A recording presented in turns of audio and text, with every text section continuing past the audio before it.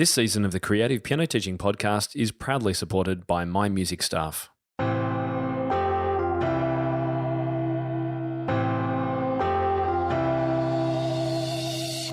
Welcome to the Creative Piano Teaching Podcast, the place where teachers from around the world meet to share innovative ideas about music education. Listen and learn as we help you motivate your students, grow your income, expand your studio, and become a more creative piano teacher. Well, welcome back to the Creative Piano Teaching Podcast, your weekly dose of creative inspiration, fun conversation, and teaching tactics for your studio. This is indeed the last episode of Season 1, 2019, and this is episode number 160 when I have a very special guest return for her fourth podcast. The Creative Piano Teaching Podcast will help you keep motivated and inspired as you teach and run your business and give you the confidence you need to explore new ideas, to teach more creatively, and to grow a studio of which you can be truly proud. My name is Tim Topham, your host for the show, and a very special shout out to my Inner Circle piano teaching community members. My guest today will be very well known to just about everyone around the world. She's created some incredible resources and she has been on the podcast before. Today, she comes back to talk about using rote teaching to teach sight reading. Now, I'm a huge advocate of rote teaching for beginners because it's such a great way to get them inspired and motivated by playing music that's actually way too hard for them to read, but can be taught very easily by repetition and copying, which is what we call rote. But I'd never really made the link between rote teaching and the possibilities of how it can improve a student's sight reading. And that's what we're going to dive into today, because Samantha has created something that is truly unique, in my opinion, in the realm of rote teaching. My guest today is a professional pianist and teacher with over 3 decades experience in both private and group tuition. She's the author and publisher of Blitz Books, the music education series that has captured the imagination of students across Australia and now the UK and transformed the teaching of music theory, sight reading and general knowledge. She has a Bachelor of Music degree from the New South Wales Conservatorium, majoring in piano performance. She has had an extensive experience as a solo performer and accompanist, and also enjoys singing in a cappella ensembles. She continues to teach at Australian music schools, where she specialises in theory and musicianship classes. She speaks internationally at conferences and workshops, and her ongoing dedication to making music education as fun as possible has seen her find many ways to engage students' interest and enthusiasm, and I think that's why we get along so well together. Welcome back to the show, Samantha Coates. Thank you, Tim. It's lovely to be here and lovely to chat with you. And you've had an incredibly busy month or so. For those who aren't in Australia, you might not be familiar with the fact that Samantha has just done a big tour of pretty much most states and capital cities over the course of a very small amount of time. And Australia being the big place it is, you must have spent a fair bit of time on planes. But how did it all go? It went fantastically. I was so delighted to meet all the teachers. And I did the workshop tour with my friend and colleague, Brenda Hunting, who's a Taubman specialist. And I really felt that, well, Brenda and I got so much out of the tour, and I think that everybody who came along had a fun time. So we had a great time. Yeah, that's brilliant. And Brenda actually came on she was one of my first ever webinar guests. So a couple of years ago now, for those in the Inner Circle, you can have a look at the webinar I did with Brenda, because she actually, while she is a Taubman specialist in technique in particular, she also does a lot. She's got great skills with online technology and online teaching. So all the cameras, microphone setups.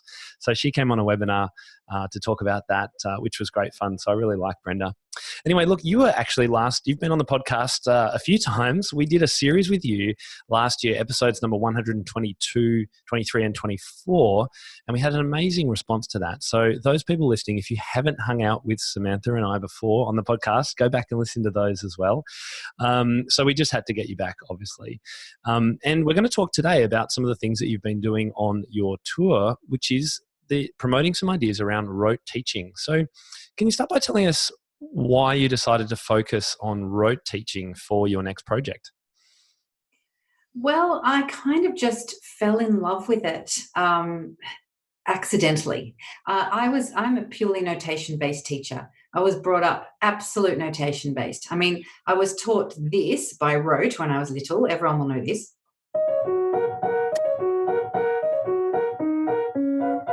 Don't even know what it's called. shave and a haircut or the black note thing or whatever it is. I was taught that by my grandmother. But once I started lessons, I was never taught anything by rote. It was pure notation. And it had never occurred to me to not read music. And so when I started teaching, which was a long time ago, I only ever read music and taught my students to read music. And the reputation surrounding rote was a bad one. And I would never consider teaching, just showing my students what to play, until I went to a session at MTNA 2 years ago called Rote is Not a Four-Letter Word. And that session was run by the authors of Piano Safari, Yes. Catherine Fisher. And I sat there in their session and they were talking about the benefits of rote teaching, and I just sort of went boom in my head. I thought I could think of students who were struggling with reading, and I just thought I'm going to teach them by rote. Not purely by rote, of course. I kept their sight reading bubbling along on the side. But once I started doing this, which felt like cheating, by the way. Yes. It absolutely felt like cheating. I was saying, hey, copy me. And of course they could do it. Of course they could play it.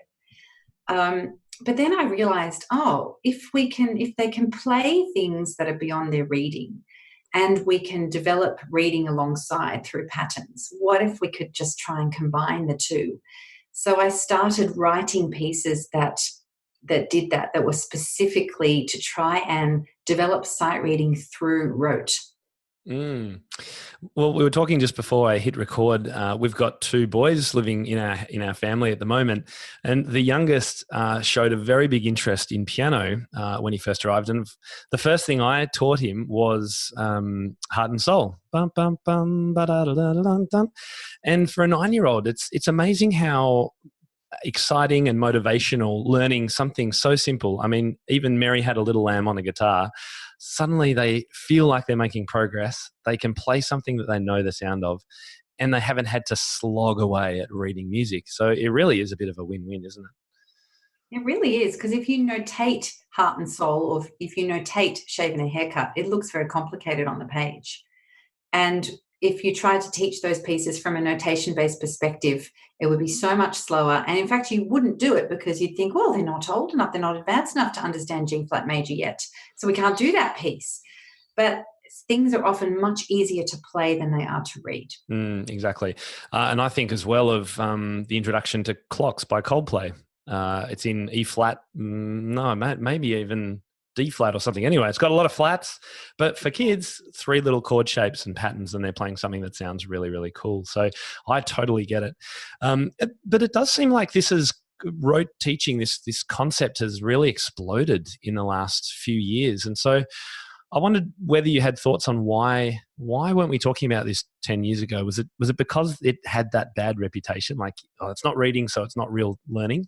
Yes, I think that's exactly right. That rote, in educational circles, rote means mechanical or mindless repetition. It's basically a memorization technique that involves repetition. So times tables learning, 6 ones are 6, 6 twos are 12. And so that's how we all learned our times tables at school. Yeah. I'm not sure it's still done that way everywhere, but I know that type of learning is quite maligned in most educational circles.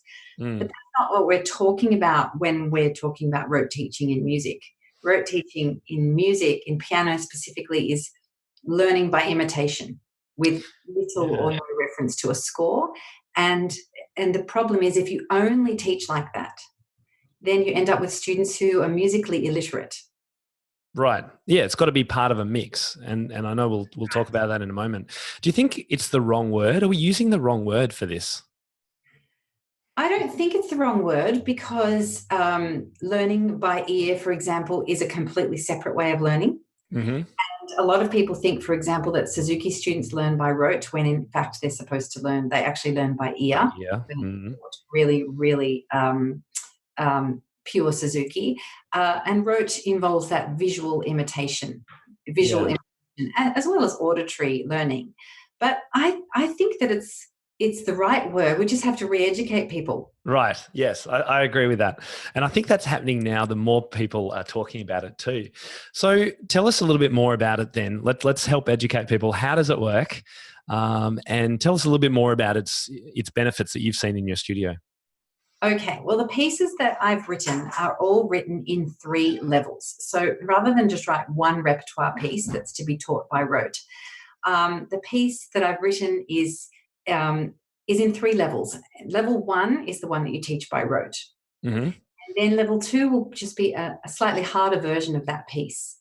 And level 3 will be the actual piece, like a slightly more difficult version again. So level 3 is like the actual repertoire piece that I've written. So, for example, there's a little piece called Beginner Blacks, which is on my website, and it's also the first piece in my new book, How to Blitz Rote Repertoire, which is only available in Australia at the moment. But the actual piece goes like this.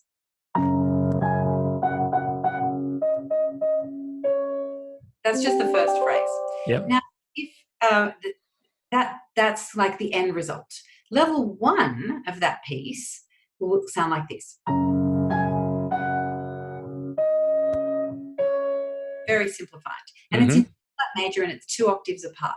So a piece in G flat major that's written 2 octaves apart with ledger lines is typically not notation that we're going to put in front of a beginner. Right. So that's why we teach that by rote. It's so easy to play. You could teach that in the first lesson. And then once students can play that simplified version, which is level 1, then we can show them the score. And say, look, this is what you just played. Look and see all those funny things at the beginning. They're called flats. You can describe as much as you want on the score. Right. But then when they go to then you show them the score for level 2, which is slightly different. So level 1 sounded like this.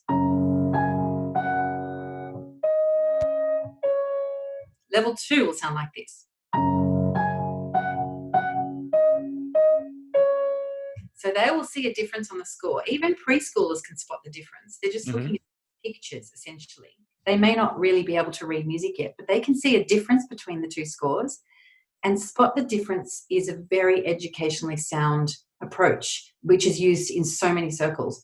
Because when there's a difference spotted, there's curiosity aroused, and then you can demonstrate how that sounds. You can demonstrate how that change on the score correlates to sound. So then they can play level 2, which is essentially just a rhythmic variation in this piece. And then the same process for level 3. Show them level 3. Oh, what do you notice? And now they can see that it's, which is a more interesting piece to play, and it looks more complicated on the score, but students aren't scared of it by the time they get to level 3. So the concept is that level 1 is taught by rote. By the time they get to level 3, they are reading this music in G flat major, which is 2 octaves apart. They don't necessarily understand every single thing that's on the score, but that doesn't matter because that's the basis of all reading skills.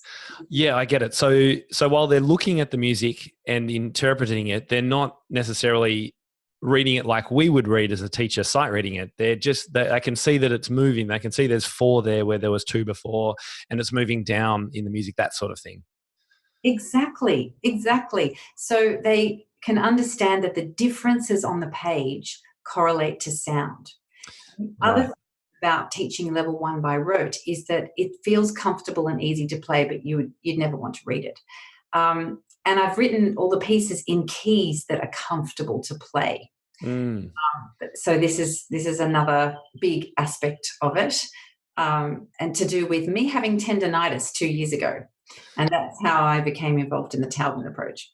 Right. Okay. So, and this is a different approach to other repertoire books that are out there. I don't know any that have this idea of 3 levels of the same piece. So I think this is a very clever approach to making the connection between pure imitation and reading. And you're not going quite into reading, but you kind of are. I think that's really clever, Sam. Oh, thank you. I'm getting a lot of feedback from teachers who have special needs students. And particularly autistic students, and I did pilot it on my own son who has autism, who are not comfortable reading a score, so they are delighted to be taught something by rote. But then they don't mind spotting the difference. They don't mind the structure. They quite like the fact that there's 3 levels. And the thing about there being a difference on the score, it means it forces them to engage with the score in some level. That's right. Some point, which at least gets them looking up from their fingers.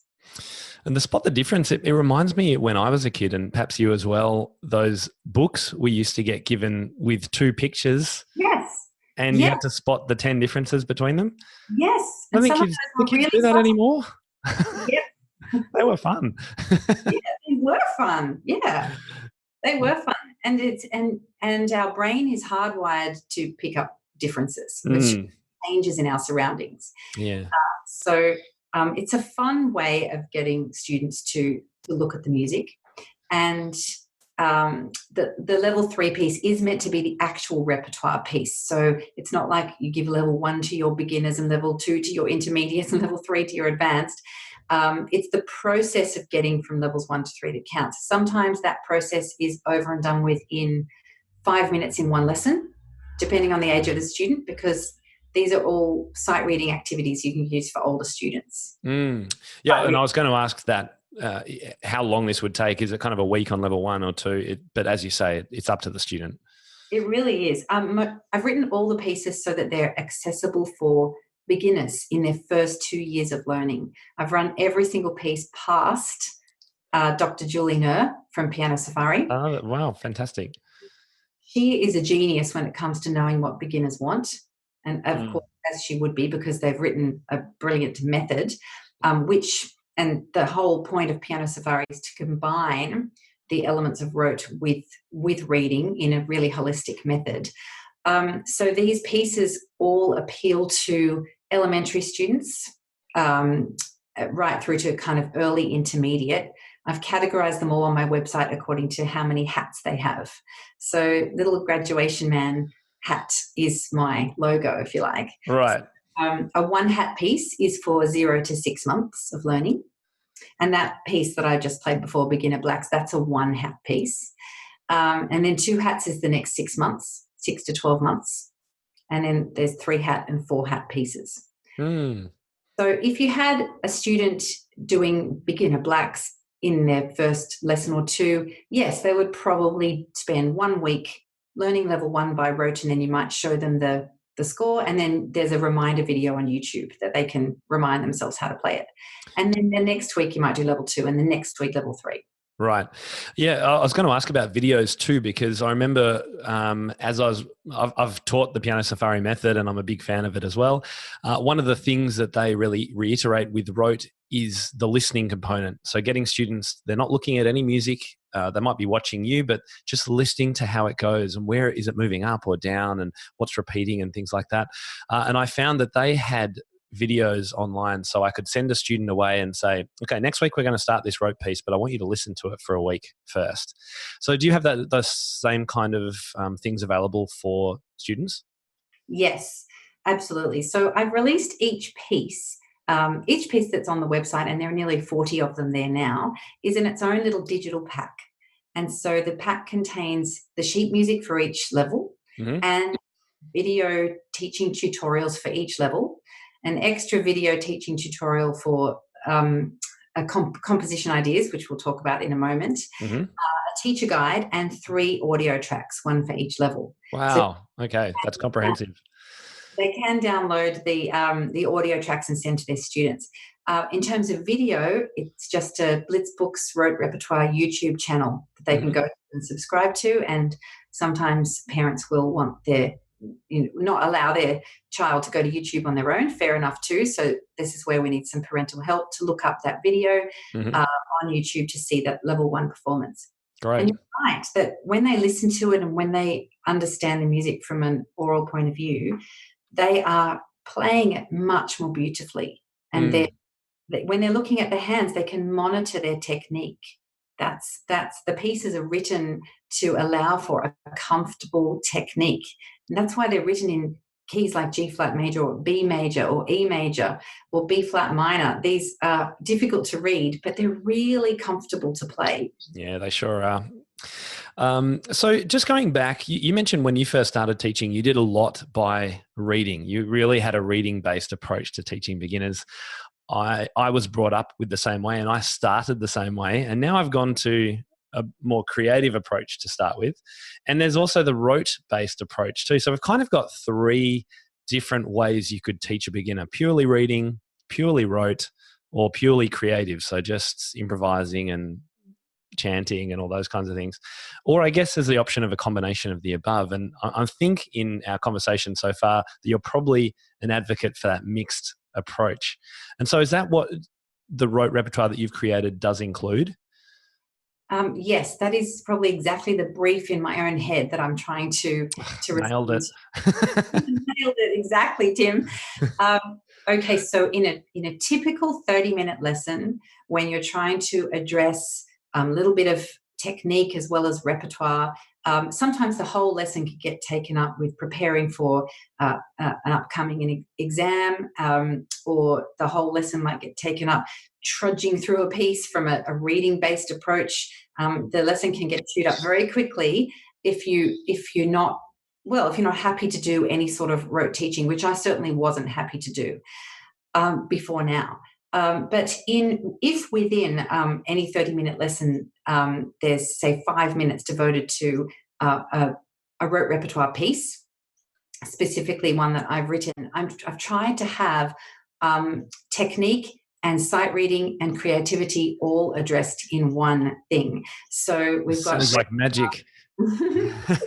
The pieces are written in so that there's no twisting or turning of hands. There's not one single piece written with both thumbs on middle C, because that's a very awkward position.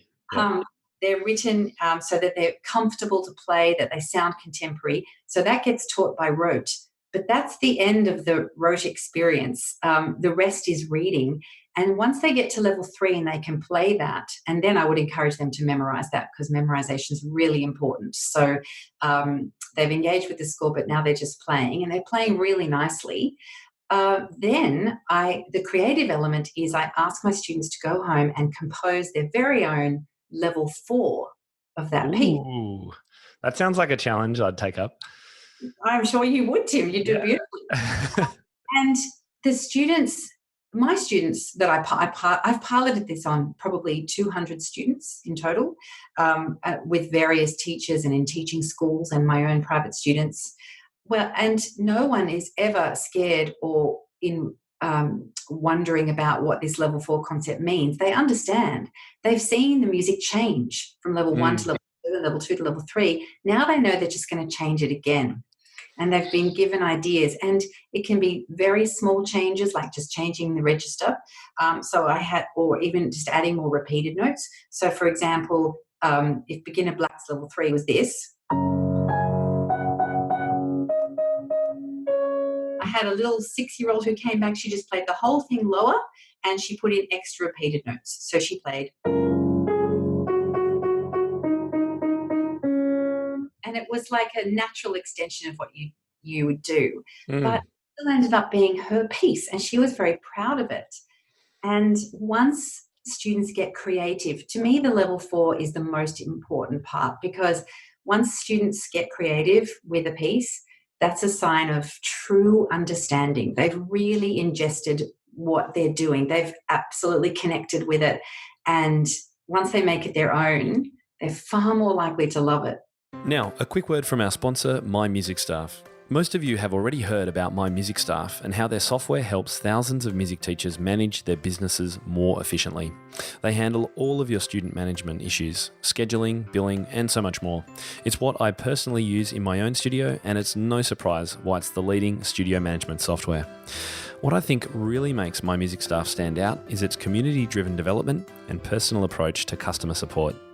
It was such a pleasant surprise jumping into My Music Staff for the first time and realising how in tune it was with my business and the ins and outs of a music studio. Since they partner with the music community to develop their software, they've been able to anticipate what teachers need and are constantly improving their software to exceed expectations. And a more recent example of responding to community feedback was the addition of a very popular feature, streaming video and audio files directly within the My Music Staff app. And that means that no longer do you have to download files to your device. So it makes it incredibly easy to share content with your students. My Music Staff is super easy to get up and running. The transition away from paper and spreadsheets is painless. If you do need help, the quality of support is second to none, and you'll always get a fully personalised response. I have yet to see the level of attention and care I receive from my music staff provided by any other software platforms I use, and I use a lot of software in my business. So what have you got to lose? Just go to mymusicstaff.com and sign up for their free 30-day trial today. And I imagine that because the reading approach has been so sequenced, they could even potentially try writing that if it's not too wildly different. Do you get students to do that? I do have students who come back who've tried to write it down. I ask them to just play it first, just to experiment with some ideas and playing first. I like them to come up with it from a playing perspective. And then if they want to write it down, absolutely. But if they get too bogged down in the score, then they aren't, it can work both ways. They might write it down as long as they can play what they wrote, then that's great. But, it would depend on how complex their level 4 is, I guess. And I'm with you. I'm with creative activities and improvising and composing. I much prefer to make it an oral and playing experience. Some kids will enjoy writing it. Some won't. You know, I play it by ear. Well, that is exactly right. They've got to play it by ear. They've got to, they can just muck around. And the beautiful thing is that when they're composing in level 4, there's no rules. There's no such thing as wrong. Whatever they do is correct. And sometimes they come up with something that sounds nothing like the level 3. But that's even better. That's okay. It's a springboard for all their own ideas, and it takes the fear out of composing. And I was never, ever a creative person. I never composed a thing in my life until I got to a music high school, and there was this compulsory composers day. And in year 7, I just handed in a perfect cadence. That was my, because I was so confronted by this. But I had been brought up to believe that I was a classically trained pianist, not a composer. I was labelled. And some people are labelled the creatives and some people are labelled, I don't know, just classically trained performer. I'd never thought of myself as creative. And it wasn't until I started teaching at Australian music schools that I sort of discovered a more creative side.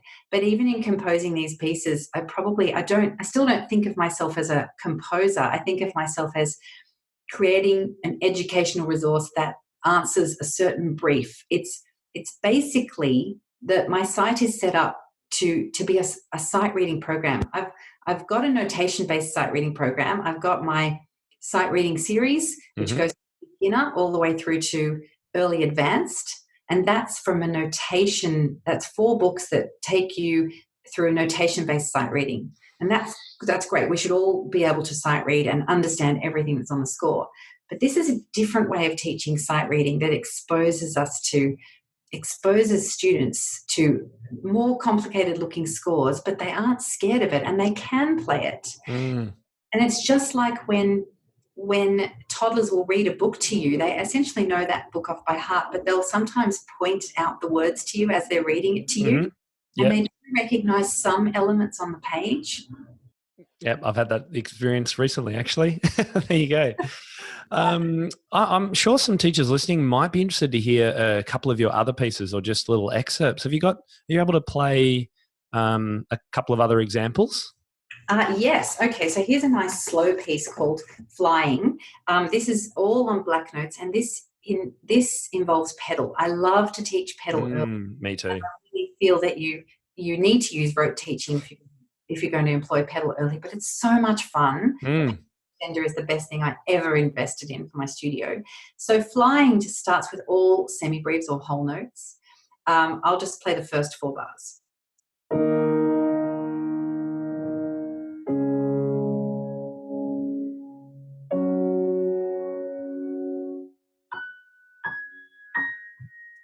So that will be level 1. Nice, then I like it. 2, the score changes. It looks quite complicated on the score because it shows left hand going over. Left hand just flies over the right hand and plays a note octave above.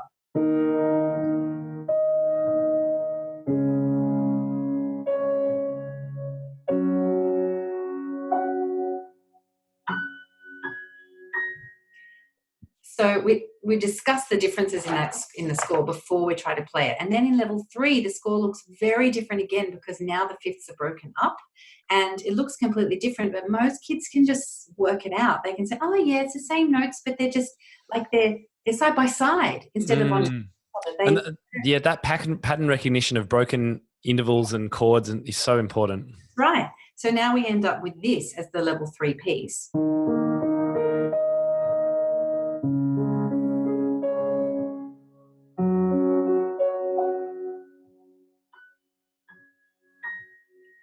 And then the next 3 bars are almost 4 bars are almost exactly the same. Then a little coda on the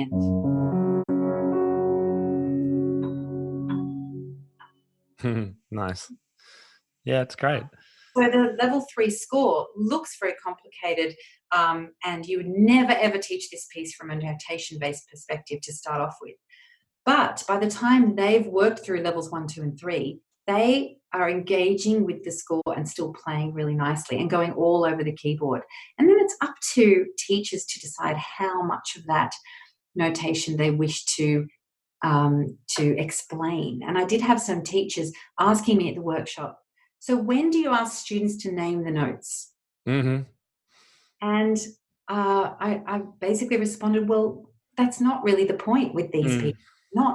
I don't with these pieces. I would if we were doing some other repertoire in the lesson, or if we were working from the dedicated sight reading books, where, yes, we might want to know the name of a note, but I'm not really into naming notes, because we don't name notes when we sight read. And also, even just to call it an E, it doesn't tell you which E on the piano.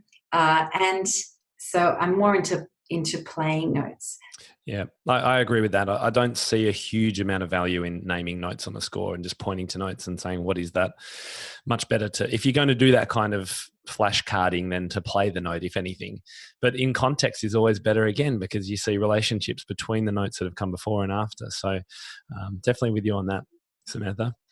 So have you tried this approach with enough students yet to have some sort of outcomes that you've seen either with your own students or with teachers that could be attributed to this approach? Yes, the specific outcomes that I've seen are that students are not scared of looking at the score. They are seeing a page of music and understanding that it mostly consists of patterns.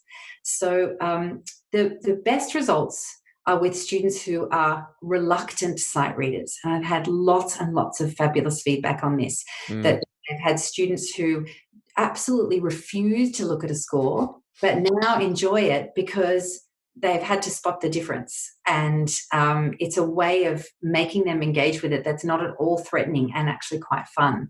So there's the sight reading aspect of it that has definitely gotten results for sight reading.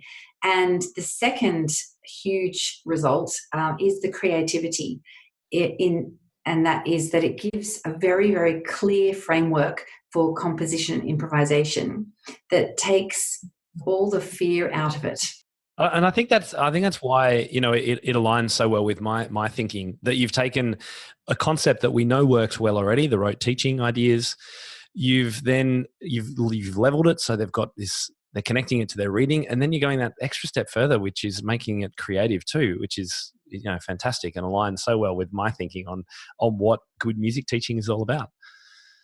Yes, thank you for that. I think that that's what I'm trying to do, is create a holistic approach, something that incorporates things that all teachers feel are important. But I have to be really honest and say that until a couple of years ago, I didn't think rote teaching was important. I turned my nose up at it. And now I think that there is absolutely a place for it, a really important place for it. And it has to be used in conjunction with developing music literacy. But the pieces that I've written are probably suited really well to students whose playing level is way above their reading level. So if you get a transfer student who has been taught all by rote and has never read anything, this is a way of keeping them satisfied with teaching by rote, but also getting them to read. That's really interesting because we all have those students, often early teenagers, who have taught themselves a million and one complex things on YouTube, but can't read a note, but they want to learn to read. Well, some of them do, some of them don't. But if they do, it is hard to know, because you don't want to give them a Mary Had a Little Lamb book with all the baby pictures. That's So right. here's a different approach that can make that connection for you. I think that's great to bring up. Yes. And you're right in that if you're trying to teach sight reading, you have to take them back to the basics, to the Mary Had a Little Lamb approach. And that's so boring. It doesn't maintain their interest.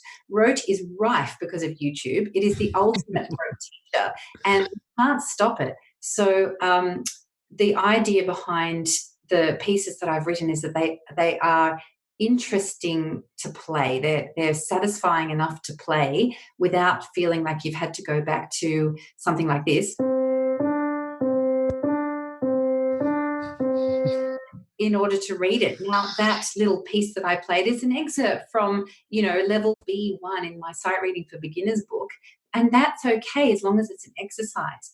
That's not okay as a repertoire piece. So the problem with a lot of method books, and this is why I think Piano Safari's really hit the mark, the problem with a lot of method books is that the repertoire follows the notation, and you don't get to play anything that you can't read, and therefore the pieces are boring. You cannot avoid that. Where are we getting our interest? Well, you can't really create interesting pieces if you are going purely by notation. We would never ask children to only listen to stories that they themselves could read. Right. That's a really good analogy. I like that. We wouldn't limit that. We read to them. They need to have exposure. It's totally normal that we speak fluently before we can read and write. And it's totally normal that we are exposed to written words that we can't necessarily read yet, but we get access to those stories. So it's okay that the literacy takes a while to catch up. We don't want a massive gap between playing and literacy, but it's okay to have some. I think that's where my thinking has gone in the last couple of years, that it's okay to have some. What's our ultimate goal? To keep students happy, to keep playing. Yep, hopefully forever. That's right. Yeah. Now, I saw the words semi-rote teaching on your website when I was doing my research. What is semi-rote teaching, or have we already talked about it? We haven't talked about it. No, it's a good one. It's a term that I think I've made it up. I haven't seen it anywhere else. You can claim it. With my more advanced students with whom I've piloted all these pieces, I don't teach them level 1 purely by rote. I put the music in front of them and I give them a quick overview. So with something like flying, I will say that, okay, put your hand, look, as you can see, it's in 6 flats, so it's all on black notes. So your hands are going to be here and then here. And I'll show them where their hand position is going to go just for the first 4 bars, and quickly run down a quick overview of everything that's on the score. And then they sight read it. So it's like I'm giving them fast track clues of everything they play, but they still sight read it because they're old enough to do that. That's what I would call semi-rote teaching. You give a very quick demonstration of what's on the score, but then their reading skills kick in to be able to put that all together. Right. So my advanced students then play level 1, in 1 minute, and then we discuss the changes in level 2, and that's very quick, and then they play level 2 in another minute, and then the same with level 3. So we've done a sight reading exercise in 3 minutes in the lesson, but they have a decent sounding piece to play, and that ends up being their springboard for composition. So we get to level 4 in the 4th minute, and then they're off composing. So they've done, and they've done a piece which is sound in terms of technique. If they need to concentrate on their wrist position or, not twisting or curling, then they can use these pieces for that. And that gives even more value to the books that you buy too, because you're not only using them for your beginners, you can use them for your more advanced students in a slightly different way. Very clever. Yes, I think that certainly bringing it out in book form, there are 20 pieces in the book. So for a beginner, that book is going to last them a good 2-3 years. But as a sight reading book for an advanced student, they'll rip through it in 6 or 7 months, which is still a decent time to use a book. And they will be also composing and creating during that time. Mm. So it's definitely designed with all age students in mind. The uses are just the time frame is simply different. Right. And do you normally request that students buy, and I know you're a publisher, so this is an awkward question, but do teachers normally buy the books and use them in class? Because they're learning from rote, they don't really need to take the score home, do they? Or do you recommend they do? How does that work? Yeah, that's a really good question. So if there are some teachers who have just downloaded the digital packs during the course of their membership, and then they've got sheet music to give their students. And yes, you are giving them sheet music to take home. Okay. So in book form, they have that sheet music there. And teachers often prefer books because there's not pieces of paper flying everywhere. Yeah. And the teacher doesn't have to print the music all the time because there are costs associated in printing and in paper. But in terms of what students should buy, yes, I believe that all students should have a budget for sheet music. And I usually suggest an amount of anywhere between $80 and $150 per year per student to invest in sheet music and build up a library. So certainly this book can be part of that budget, but also the membership that a teacher might take out to have access to all those packs can also be allocated to part of that student's budget. I'm a big believer that if teachers are going to invest in studio licensed music, that should not be a cost that only the teacher bears. They're going to be giving that music to their students. And so the cost can be amortized over the entire studio. And on my Rote Repertoire site, I've got a per student calculator so that teachers can go and enter in the type of membership they might like and the number of students they have, and it will give them a total because it's the students that are going to benefit from this. Yeah, thoroughly support that. I mean, it all comes down to looking at your business expenses really carefully and making sure that, you're not taking all this money out of your own pocket when it should be, as you say, amortized, shared amongst your students, particularly if it's going directly to them. So you mentioned a little bit earlier on, we'll start kind of wrapping things up, that your books aren't available outside of Australia at the moment. So for our listeners overseas, can they still access these things online? Yes. If they go to roterepertoire.com, there you can access all the pieces that have been released digitally. So it's possible to buy them as individual packs, or there are memberships where you have access to the entire library. And there's a new piece released every 2 weeks. So you get access to the entire back catalogue instantly, plus you get emailed a new piece every 2 weeks, which can act like a piece of the week that you could do with all your students that week, no matter what ages they are. And then in terms of the book, it will definitely be available in the UK in a few weeks, and I'm hoping in the US as well that it'll be able to be ordered on Sheet Music Plus. But there'll hopefully be a link that we can provide and maybe put in the show notes for people to get more information on that. Yeah, absolutely. And a lot of teachers, certainly after this Australian workshop tour, have opted for their students having a book and the teacher has a membership. It still only costs about $2 per month per student to have a membership that covers all the support material. So the book is a little bit limited in that it's sheet music only. It doesn't come with all the audio tracks and the videos and the teacher guide. But I have created a companion pack on the Rote Repertoire site, which goes with the book, which can be, that contains all the support material. Right. In a hard copy format. Is that right? Well, it's a digital pack. Yeah. Okay. that complements the hard copy book. So the book has all the sheet music, and the companion pack has all the videos for those pieces and the audio tracks for those pieces. Okay, and that's delivered online, the companion pack? Delivered online, the companion. Okay, got it. Or instead of buying the two separately, they can get a membership and they get the lot. That's right. Okay, I'm with you now. and some teachers, because if you're a member, you get access to the companion pack anyway. And so some teachers have their students with the books and they're a member. Like, it works any way you want. Some of the pieces in the book haven't actually quite been released yet online. They're little surprises coming later. But I guess to summarize it, what I've just tried to do is create a site where there's a huge variety of pieces that address all sorts of technical issues that are also sight reading tutors, that are also springboards for creativity. So it just gives teachers a wealth of repertoire for their students. And it's just another way of teaching sight reading. That's great. So look, final question. For those teachers who have never done this before, a little bit nervous about the whole idea, is there access to a freebie they can try out with a student or something like that online? Yes, there is. So there's 2 free packs on the site. There's one called Opposite Day. So I encourage people to download that pack. That's got 3 levels of sheet music. It's got video teaching tutorials. It's got audio tracks, and it's got a teacher guide. And that gives you an idea of exactly what the series is like. And there are all sorts of free videos on the homepage as well, explaining everything.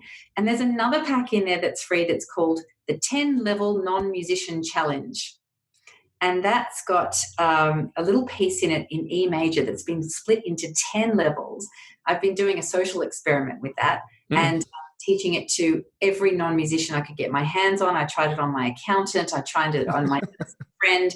I did it on various members of my family. I videoed my auntie doing this, and that's in the pack, to show that by spotting the difference over 10 levels, it starts off with a very, very simplified version of a piece, but you teach a little chunk by rote, and then through pattern association, you can get to quite a reasonable sounding piece in about 20 minutes that non-musicians can play, and it's in E major and it's got syncopation, but they can all do it. Fantastic. That's cool. Is that the one you shared a video of, like your plumber or something doing once upon a time? No, that was different. That was my plumber sight reading ode to joy. Right. That was for another experiment, wasn't it? That was another experiment. I have done a few social experiments, one of which was during my workshop tour teaching all the piano teachers in the room to read a page of Hebrew. And I am going to do that in CKP. So that's awesome. Well, I look forward to hanging out with you there. So now I think, Samantha, you've got a discount for listeners of the podcast. Can you tell us about that? Yes, I have got a discount. So if people would like to enter the code 2019 TIM. Okay, all one word. Yes, all one word. 2019 TIM, capital TIM. They can get a 25% discount, and it's only for listeners of this podcast. Super. And that is a huge discount, and that will be off anything that they want on the site. Great. Wonderful, including the membership. Including the membership, including any type of membership. And so including any individual packs, including the companion pack, so anything on the site.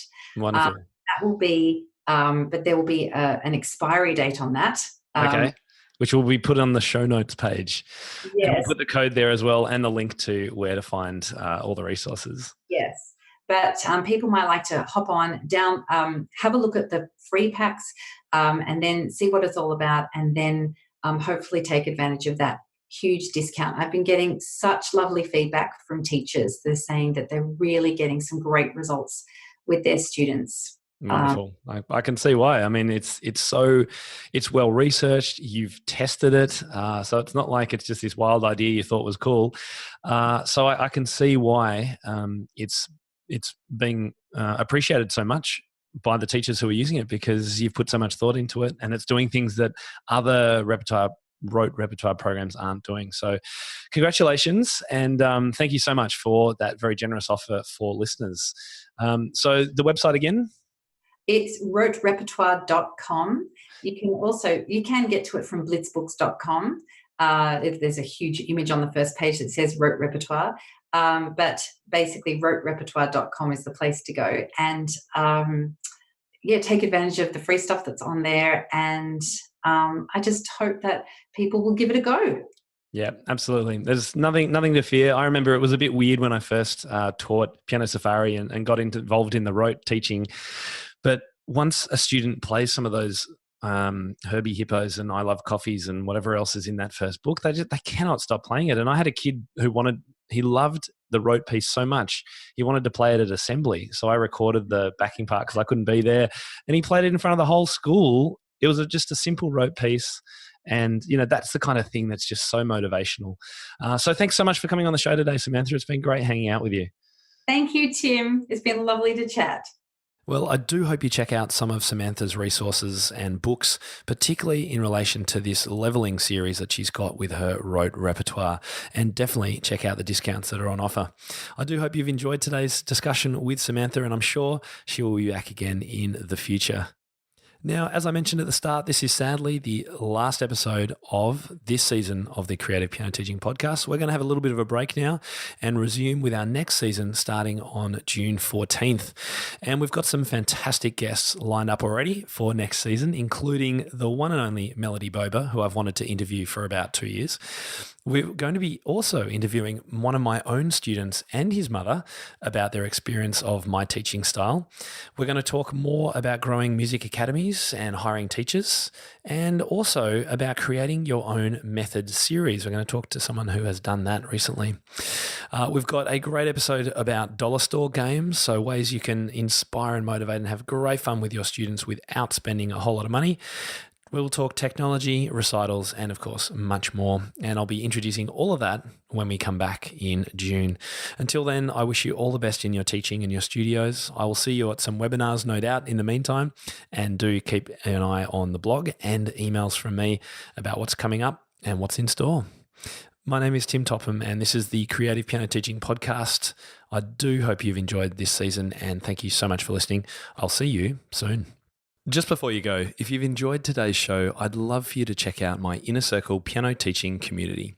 It's the go-to resource for piano teachers looking to continue their professional development, connect with other teachers and experts around the world, and to access hundreds of world-class training resources, including our academy courses, lesson plans, teaching videos, technology help, and much more.